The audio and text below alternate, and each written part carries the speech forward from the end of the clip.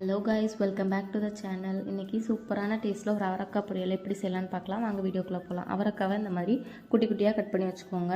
அவரக்காவை நல்லா க்ளீன் பண்ணிட்டு தண்ணி முங்குற மாதிரி வச்சுட்டு கொஞ்சமாக உப்பு போட்டு நல்லா கொதித்து வேக விடுங்க.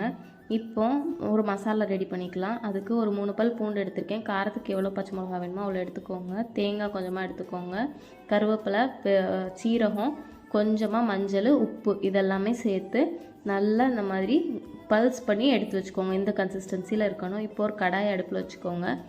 வச்சுட்டு கடாயில் எண்ணெய் ஊற்றிக்கோங்க. எண்ணெய் சூடானோடனே கடுகு சேர்த்துக்கோங்க. கடுகு பொரிஞ்சோடனே பட்டை வத்தலும் கருவேப்பிலையும் சேர்த்துக்கோங்க. இப்போ நல்லா அவிச்சு வச்சதை ட்ரெயின் பண்ணிவிட்டு அதையும் கடாயில் சேர்த்துக்கலாம். இப்போ பல்ஸ் பண்ணி வச்சுருந்த மசாலாவும் சேர்த்து நல்லா வதக்கி விடுங்க. நம்ம உப்பு அரைக்கிறதுக்கும் சேர்த்துருக்கோம், நம்ம வேக வைக்கிறப்பையும் சேர்த்துருக்கோம். ஸோ சேர்க்க தேவையில்லை.